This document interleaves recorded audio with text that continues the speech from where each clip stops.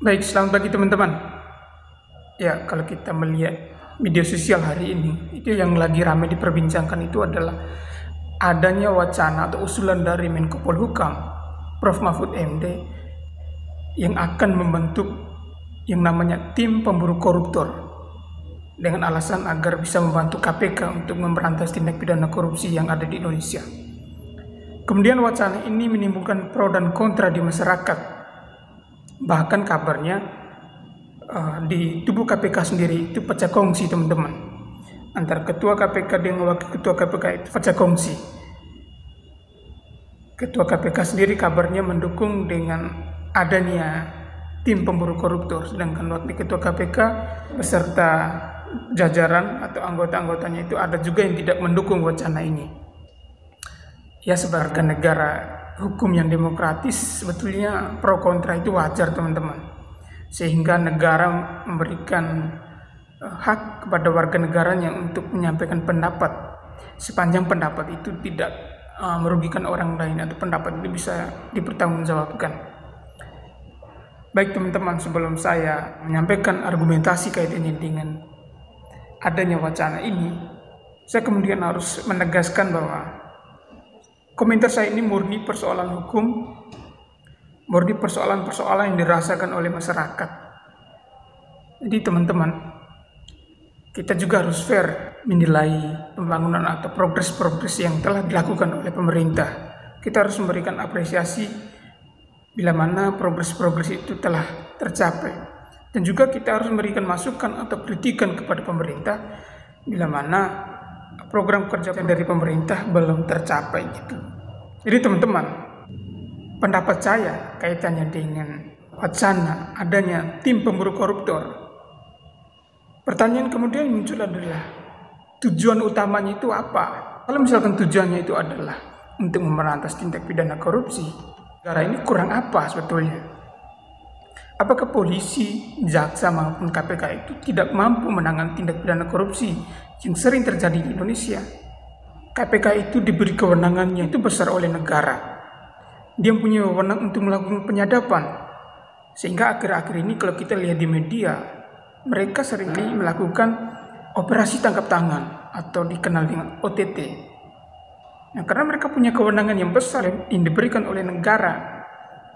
Ingat bahwa dasar hukum atau alasan dibentuknya KPK itu sendiri dikarenakan polisi dan jaksa itu belum mampu menangani kasus korupsi, makanya dibentuklah KPK.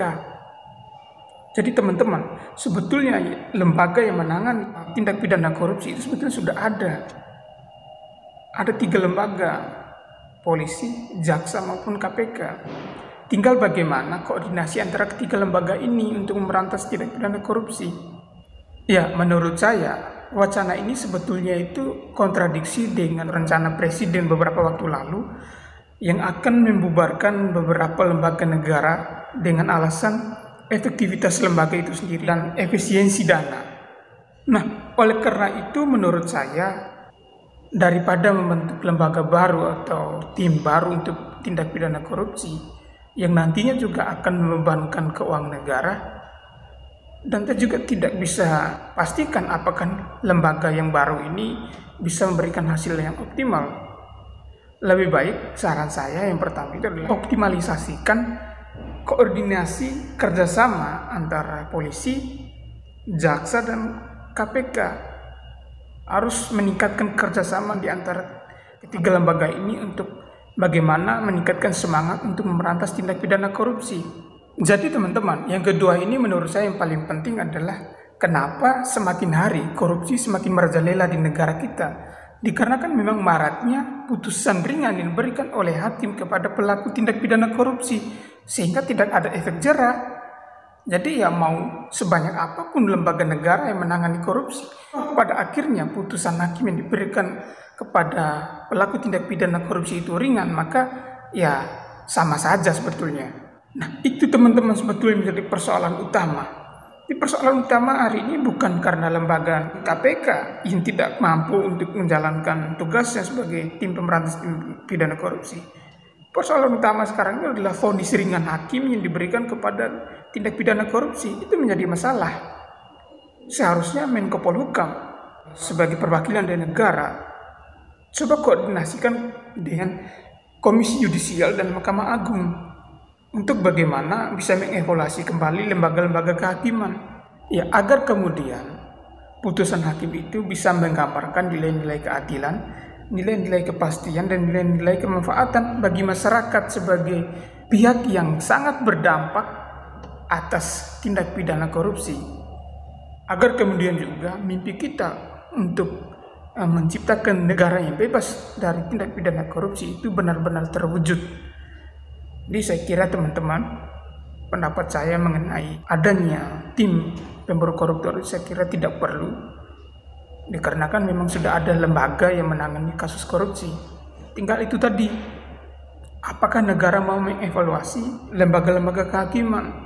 Walaupun lembaga yudikatif itu adalah lembaga yang independen, ya negara juga wewenang sebetulnya untuk mengevaluasi lembaga-lembaga negara yang kurang memberikan hasil yang diinginkan oleh masyarakat. Harusnya seperti itu. Saya kira sekian dulu obrolan kita pada pagi hari ini. Terima kasih teman-teman.